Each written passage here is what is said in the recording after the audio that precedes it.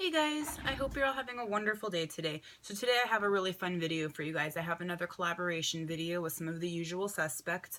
I will link everybody's channels below, so check those out. And if you go watch their videos because of me, then tell them I said hi and that I sent you. And if you're here because of somebody else's video from the collaboration, then hi, my name is Jackie. I am a daily vlogger. I've been making videos every single day for almost 6 years. It will be 6 years in March of next year. And I really love everything about being on YouTube. I like making vlogs, I like talking about makeup, I like talking about nail polish, and I really like doing collaborations because I feel like it gets everybody to know new people and to see what kind of products other people like and, you know, share our own perspectives with each other. So I'm super excited for this one, and as you can probably tell from the title, this video is my favorite neutral palettes. So I have somewhere between like 5 and 10 palettes here in front of me, and I thought we would just go through all of them. So let's get started. The first palette I have here is the Urban Decay Pulp Fiction palette. This was a special edition, limited edition anniversary for the movie palette, and I freaking love it. It's only got a few colors in it. This one looks white on camera, but it's actually like a flesh tone. And there's a darker brown, a more caramel brown, a black, and a frosty white, which I wish the white weren't frosty, and it would be the most perfect palette ever, but otherwise it's awesome. And you can see I've already hit pan on the black, which I'm prone to do. So this one is phenomenal. You can't get it anymore, so it's kind of a sucky thing to show you, I guess, but I wanted to be honest as far as my favorites, because they're my favorites. The next one I have here is another one by Urban Decay, and this is the Naked Basics. This is the first one. I do own the second one as well, and I like them both, but this one is just perfect because it has that true black, well, kind of gray. Ooh, the animals are doing crazy things at the door. This black comes out pretty black. It's a little bit grayish, but it's black.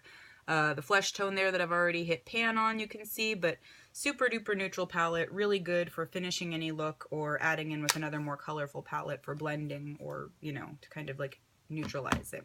And then the last one I have by Urban Decay is probably a cliche, but it is one of my favorites and it is very, very well used. This is the original Urban Decay Naked palette, and I got mine right when they very first came out. I think my mom might have bought it for me for my birthday.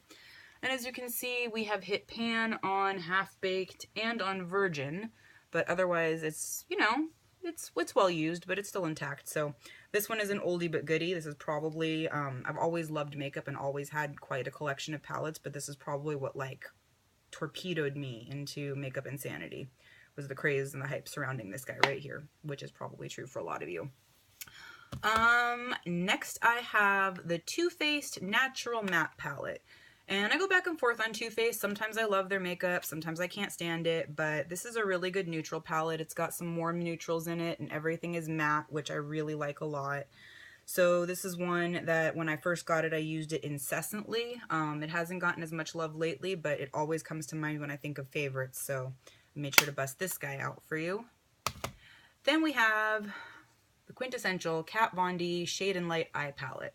Another palette of matte neutrals. What a surprise. Can you guys sense a theme here? This one I don't use as much just because I have like all the shades in other palettes, so I don't pull this one out as frequently, but it literally has everything I could possibly want. Oh, mirror, sorry, reflection. See the stuff in front of me?